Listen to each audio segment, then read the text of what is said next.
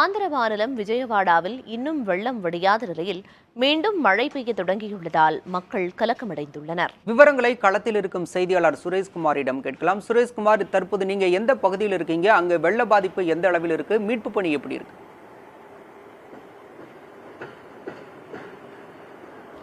பாலா, தற்போது நாம் இருக்கக்கூடிய இடம் விஜயவாடாவில் இருக்கக்கூடிய ஆர்ஆர்பேட்டை எனக்கூடிய இடத்துல தான் இருக்கிறோம்.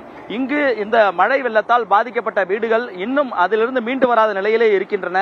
இன்னும் ஏறத்தாழ 3 அடிக்கு மேல் தண்ணீர் இந்த வீடுகளை சூழ்ந்திருக்கிறது. கடந்த 2 நாட்களாக விஜயவாடா பகுதியை பொறுத்தவரையில் மழை விட்டிருந்தது, மீட்பு பணி துரிதமாக நடைபெற்று வந்தது. இந்த நிலையில்தான் நேற்றைய இரவிலிருந்து மீண்டும் இங்கு மழை பெய்ய தொடங்கி இருக்கிறது. நேற்றைய தினம் அதிக மழை பெய்திருக்கிறது. அதே போன்று காலையிலிருந்து விட்டு மழை தொடர்ந்து வருகிறது. இதனால் ஏராளமான பொதுமக்கள் இங்கிருந்து வீடுகளை விட்டு வெளியேற முயற்சித்தாலும் இந்த மழை காரணமாக அவர்கள் வீடுகளே முடங்க வேண்டிய நிலை தொடர்கிறது.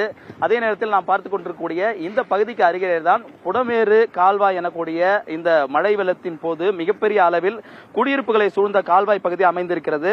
இந்த கால்வாயில் ஏற்பட்ட வெள்ளப்பெருக்கு தான் இங்கு இருக்கக்கூடிய சுமார் 2 லட்சம் வீடுகளை சூழ்ந்திருக்கிறது. நாம் பார்த்துக் கொண்டிருக்கிறோம். நமது ஒளிப்பதிவாளர் விஜய் காட்டிக் கொண்டிருக்கிறார். இந்த கால்வாயினுடைய மேல் பகுதி வரை, அதாவது இப்ப நாம் பார்த்துக் கொண்டிருப்பதை விட ஒரு 3 அடிக்கு மேல் தண்ணீர் போய் கொண்டிருந்தது. இப்பொழுதும் இந்த கால்வாயில் மிக அதிவேகமாக தண்ணீர் ஓடிக்கொண்டிருப்பதை நாம் பார்த்துக் கொண்டிருக்கிறோம். இதே நேரத்தில் இங்கு கயிறுகள் எல்லாம் கட்டப்பட்டிருக்கிறது. இந்த கயிறுகளை பார்த்தாலே தெரியும் எந்த அளவிற்கு தண்ணீர் சென்று கொண்டிருந்தது என்று.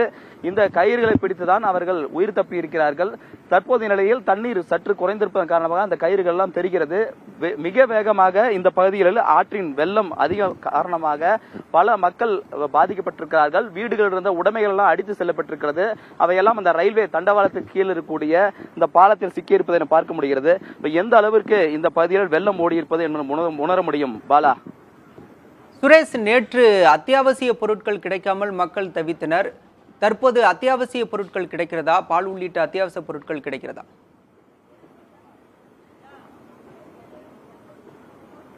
பாலா, இந்த பகுதியை பொறுத்தவரையில் சுமார் 2 லட்சம் குடும்பங்கள் வரை பாதிக்கப்பட்டிருக்கூடிய சூழலில் தொடர்ந்து மாநில அரசு, மாவட்ட நிர்வாகம், கார்ப்பரேஷன் போன்றவை இணைந்து இங்கு செயலாற்றி கொண்டிருக்கின்றன. தன்னார்வலர்களும் தங்களால் முடிந்த அளவிற்கு உணவுப் பொருட்களை கொண்டு வழங்கி கொண்டிருக்கிறார்கள்.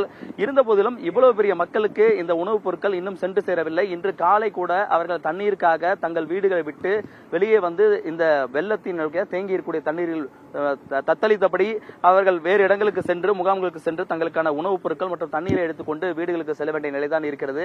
இன்னும் இந்த பகுதியை பொறுத்தவரை வெள்ளம் இன்னும் வடியவில்லை. மழை மீண்டும் தொடர்வது காரணமாக மீண்டும் வெள்ளம் அதிகரிக்கும் என்ற அச்சம்தான் இந்த மக்களிடம் நிலவுகிறது. இப்படிப்பட்ட சூழலில் இங்க இருக்கக்கூடிய மக்களுக்கான உணவுப் பொருட்கள் வழங்குவதற்கு இன்னும் கூடுதலாக அரசு நடவடிக்கை எடுத்து வருகிறது. குறிப்பாக மற்ற மாவட்டங்கள், மழை பாதிப்பு இல்லாத மாவட்டங்களிலிருந்து அதிகாரிகளை கொண்டு வந்து இங்கு அவர்களுக்கு தேவையான உணவு குடிநீரை வழங்கும் பணியினை மேற்கொண்டு வருகிறார்கள். பாலா, ஆந்திர மாநிலம் விஜயவாடாவில் தொடர்ச்சியாக கனமழை பெய்து வரும் நிலையில் அங்கு மக்களின் இயல்பு வாழ்க்கை முடங்கியுள்ளது. விவரங்களை களத்திலிருந்து செய்தியாளர் சுரேஷ்குமார் வழங்க கேட்டோம். விவரங்களுக்கு நன்றி சுரேஷ்குமார்.